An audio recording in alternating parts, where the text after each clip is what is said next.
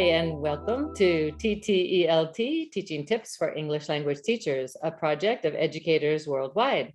I'm Dr. Eileen Hale, your host today, and I have a special guest from Bogota, Colombia, Jhon Carvajal, who works as an English teacher and a manager for the English Language Academy.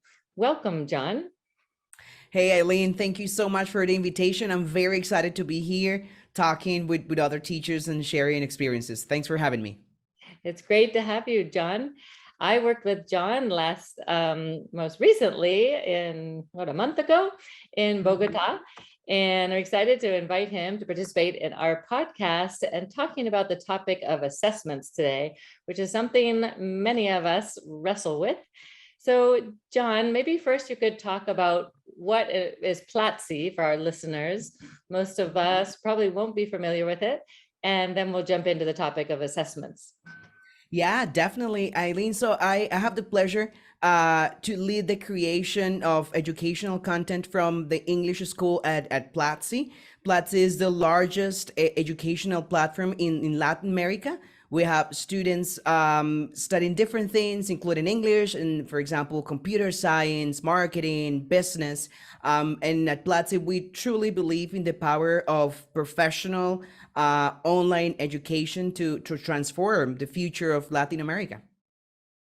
Wonderful. And the English Academy part of it and how you got into teaching English and becoming such a good speaker of English as a foreign language.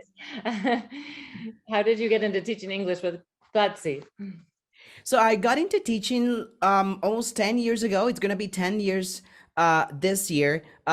First working at other different institutions. I lived in the United States and abroad some time. Then I came back to Colombia after the pandemic, and I knew about Platzi, and I found myself identified with their identity and their motto and their willingness to transform the future of our communities in Latin America. So I initially joined Platzi as an in-house English teacher, and then I had the opportunity to lead the creation of educational content from the English school.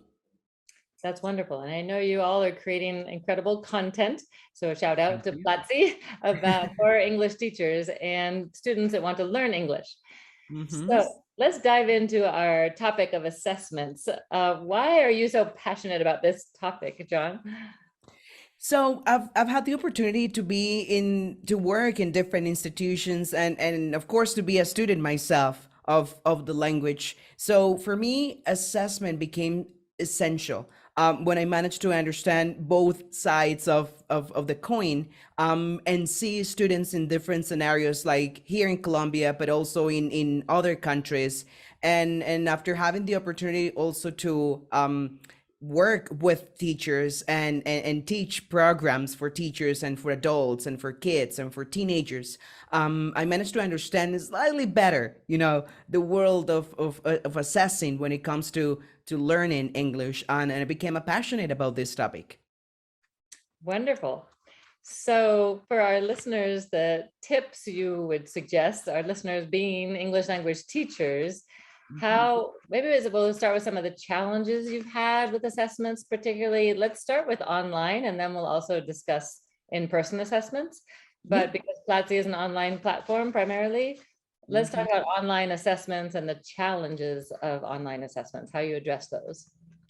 Yes, well, Eileen, like when you teach something online, right? There are multiple elements that you don't have in a classroom. There are advantages and there are challenging points. And when the thing is that when you are in-person scenarios with your students, you can read their body language, right? You can really tell if they are understanding something, if they're having a good time just by looking at them. Thing with online education is that you don't see where and how your student is consuming the content. If you're teaching, a class on Zoom or in any other platform, and cameras are off, all you're doing is assuming, things. And when you are, with a course, when you create a course that people can, consume and learn from at their own pace and times and places, you're not even seeing that person, right? So you have to make certain assumptions, and you have to make certain decisions that become even more relevant than if you were in a classroom. Because in the classroom you make a decision, right? And you can say if it worked or not immediately. With online education, you need to research. You really need to understand your audience. You really need to understand how your students behave and what they really need to be able to tailor make, the content, and to make it as accessible, and as approachable and as easy to digest as possible. So I would say those are some of the main challenges that we face, in online education. And of course, assessing students. How can you assess students when you are not interacting with them, right? When you are not hearing their answers. And here is where being clear with instructions and using, concept checking questions and using instruction checking questions become that relevant and that important, because that's a way for you to also encourage students to self-assess themselves. And it's your role as an online educator to provide those scenarios. Yeah, those are really good points. Particularly the body language, nonverbal language is incredibly important. So I echo your sentiments there. Mhm. So how have you best, especially within your context of teaching English online with Platzi, how have you all addressed this issue of, let's say, legitimately assessing the learning of your students, knowing that they're gaining the content, acquiring the content of English that you want them to acquire, with the challenges of being online and the challenges of not hearing them or seeing their faces necessarily? Yeah. Yes, Aline. The thing with assessment and with assessing students is that assessing is beyond actually evaluating a task. We at Platzi, and I personally believe, as an English teacher myself, that assessing a student is going beyond the task, is focusing more on the hows and the whys behind every decision and everything that students do or don't do for whatever reason, right? So understanding that assessment goes beyond the task, and understanding that assessment should really focus on the outcomes of the task, or the outcomes of the problem, or the outcomes of the actual teaching, I think is key. At Platzi, we want to provide students with scenarios for them to practice, but especially to put into practice whatever they have learned. It is more important what you can do with the knowledge, than the way in which you provide an answer, right? Because a multiple answer test, for example, can provide you really important information on structures, for example, which is essential when teaching English. You can assess grammar and the use of prepositions and the use of vocabulary, which is essential when you're learning a language, but also providing students with scenarios for them to practice their speaking skills, without any fear of making mistakes. That is important as well, and that's part of assessment. So we intentionally provide students with both scenarios, both ways for them to identify how they're doing in certain skills, but also to put those skills into practice in real scenarios, in real conversations, in real challenges. Because again, we believe in the power of education, and what you can do with that knowledge, more than answering a particular yes no question, which is, again, it's important and it's part of learning and teaching, but we should go beyond that. Yeah, I totally agree. So can you give a couple concrete examples of how you do that? How do you implement these tips and ideas for assessing your your English students? Perfect. So, for example, at Platzi, we create courses for different fields like computer science, marketing, business, professional growth, and for English. And something that we want to do and that we actively do in each of our courses is to have questions or calls to action for students to do something that is connected to what is around them. So if we are explaining a topic that has to do, I don't know, with prepositions, instead of saying, all right, choose the right preposition in this example, which we do because it's important, we complement that by also asking students to describe what it's around them and share, for example, their recordings, or to participate in one of our practice sessions with teachers, and develop that topic. So that way the student gets that component of, self-assessment, saying, all right, so I'm going to describe what it's around in my house using the prepositions, but also we provide that tool saying, hey, you can also join these sessions. You can also record yourself using whatever device you want and share your recording as a way also to promote those spaces in which people can participate, but not necessarily being there with a person. So we allow our students, to share their recordings, to send videos, so that other members of the community can provide feedback, right?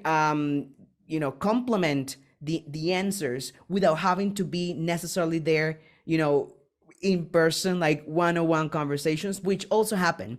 So when it comes to assessment, we are trying to offer our students multiple alternatives for them to realize about what they have learned, but especially to put into practice that knowledge they've received or they have seen in our courses.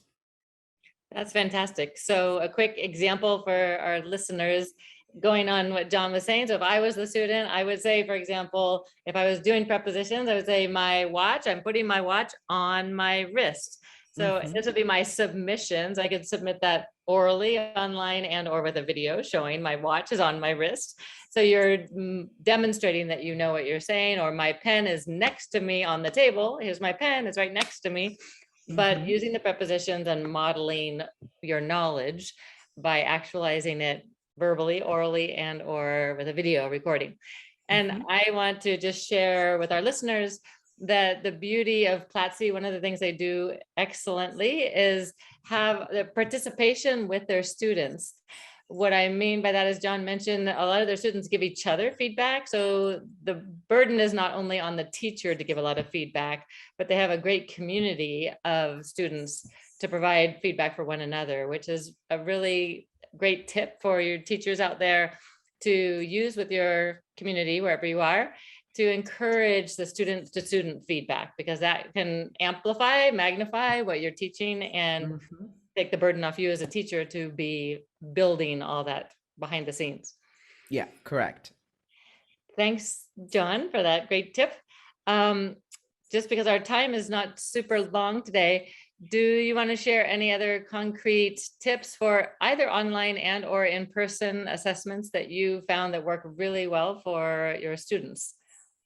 Yes, one final tip could be, Eileen, that it is very important to know your audience. It's really important to know what your students need and what your students enjoy doing. When you know what they need, when you know what they enjoy doing, you can easily adapt whatever content you have to their needs. And when students find content useful, they are more willing to participate, to interact. And when they do so, you have more chances to provide with feedback. So that would be my final tip. Get to know your students, get to know your audience, understand what they need, and customize your content. The lesson that I'm teaching to this particular group of students might not work in the same way for this particular group of students, even if it's, if you're dealing with online classrooms, even if you're dealing with similar population, gender wise, age wise, the content might not be the same. So understand how they work, understand what they need,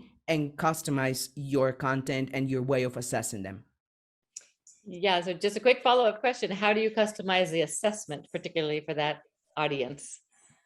So something curious that can happen when you teach online is that you might assume that your students have access to the same tools, for example, right? So if you have a lesson and you're asking students to record themselves on a device, you might assume all of them have access to phones, for example, and that might not be the reality in every country. So again, if that worked with a particular group of people, with a country, with a school, that might not work. So I cannot use that tool. What else can I do to help students participate their speaking through an online classroom that doesn't require the use of a phone, right?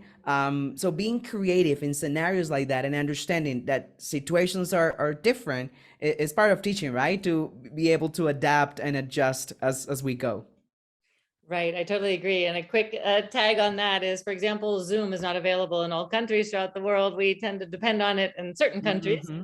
And but being internet able speed too. Hmm. exactly, and internet going in and out. Um, but like WhatsApp is something that's used in many countries throughout the world, so you can send messages through WhatsApp and use that as a platform for Hmm. assessing, even having them send voice recordings. Yes. Thanks, John. These are great tips for our audience. And we look forward to inviting you back for another episode. We really appreciate the tips you've shared with us for primarily online assessments. Maybe we can have you back for more in-person assessments.